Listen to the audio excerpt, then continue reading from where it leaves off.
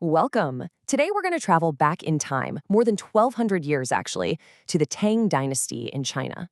We're here to dive deep into a poem that honestly feels as fresh today as the very evening it describes. We're unpacking An Autumn Evening on the Mountain by the one and only Wang Wei. Just take a moment and let this image settle in your mind. This is the absolute heart of the poem. A bright moon shines between the pines. A clear spring flows over the stones.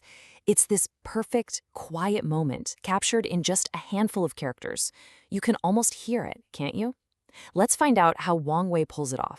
You know, to really get a poem like this, you have to understand the person who wrote it. Because for Wang Wei, his life, his art, his whole philosophy, well, they were all completely wrapped up in each other. Wang Wei was, and I'm not exaggerating here, a true Renaissance man of his era. He was a famous musician, a masterful painter, and, of course, one of the absolute giants of Tang Dynasty poetry. People actually gave him the nickname Poet Buddha. Why? Because his work is just filled with this deep sense of stillness, and it's all heavily influenced by Shan Buddhism, which most of us today know by its Japanese name, Zen. What's so fascinating about Wang Wei is that he didn't start out as some kind of hermit. I mean, look at this timeline. It shows this huge contrast in his life. He kicked off his career as a big-shot official in the imperial court. Think ambition, political games, the whole shebang. But then the court got, well, pretty corrupt, especially after his mentor was kicked out. Wang Wei just got completely disillusioned with it all. So he sought refuge. He bought a country estate where he could live this kind of semi-retired life. So this poem, it's not just a pretty landscape. It's a direct reflection of his choice to turn his back on that turbid world and move towards something pure. Okay, so with all that in mind, let's just immerse ourselves in the poem. We're going to walk through it couplet by couplet. First, we'll listen to the music of the original Chinese, and then we'll unpack what it all means. All right, the poem opens like this. I'm going to read the original Chinese first, so you can just hear the sound of it. And then we'll get into the English. So, here's the first line. And in English, after fresh rain and the empty mountains, the evening air brings the feel of autumn. You just immediately get that sense of atmosphere, don't you? So let's break this down, starting with that key phrase, empty mountain. Now, it doesn't mean the mountain is literally deserted. It's really more of a Buddhist idea, a space that's free from all the noise and dust of the human world. It's a place of spiritual quiet. And that fresh rain, that's symbolic too. It's like the whole world, and maybe the poet's mind along with it, has just been washed clean. So we don't even start with something we see, but something we feel, that cool, crisp autumn air on our skin. And now for the second couplet. These are probably the most famous lines in the whole poem.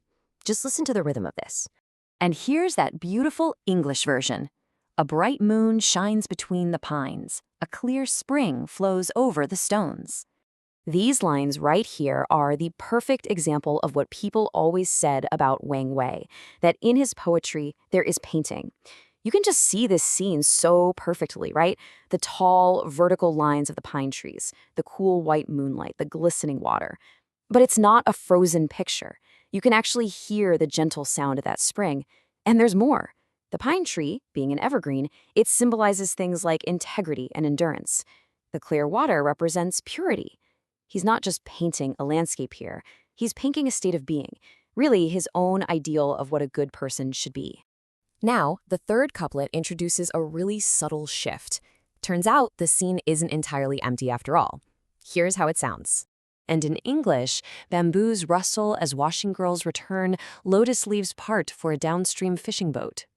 Notice how gentle those signs of life are. The technique here is just brilliant. Wang Wei doesn't just say, hey, I saw some girls walking home. No, he says, the bamboos rustle. And from that sound, we figure out they're there. He doesn't say a boat floated by, he says the lotus leaves moved. It's incredibly subtle. And this human activity, it's not an intrusion at all. It's just part of the landscape's natural rhythm. And these are simple village people, not nobles or officials, just people living in total harmony with their world, which is the very ideal Wang Wei was looking for. And finally, we get to the poem's conclusion. This is its philosophical anchor. Here's the original, which translates into this really powerful declaration: let the sweet grasses of spring fade as they will.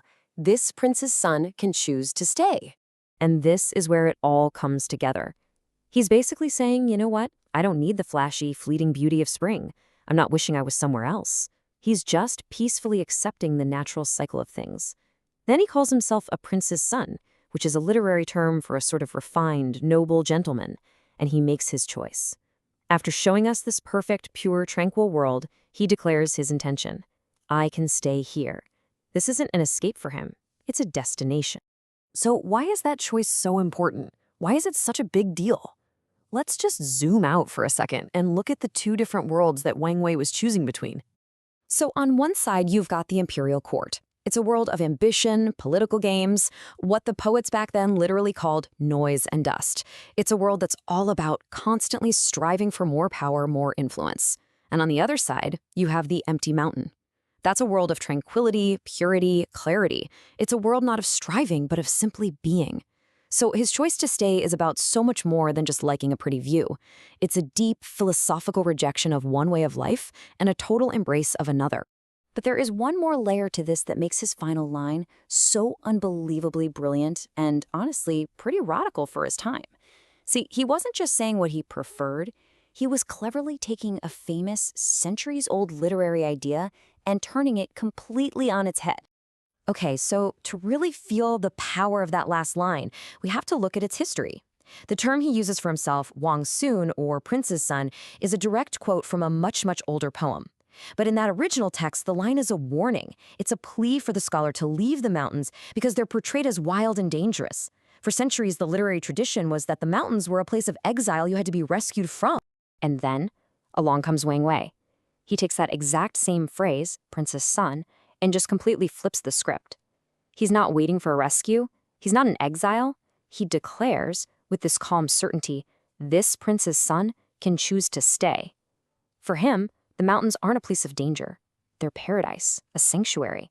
And that is a powerful, almost defiant statement of a whole new ideal. You know, this literary cleverness is what gives the poem such timeless power. It kind of forces us to ask the same question of ourselves. Wang Wei found his place of clarity and peace on a rain-washed mountain. In our own crazy world of noise and distraction, his search for that quiet place feels more relevant than ever. And it leaves us with a final thought, doesn't it? Where is that place of perfect stillness for you?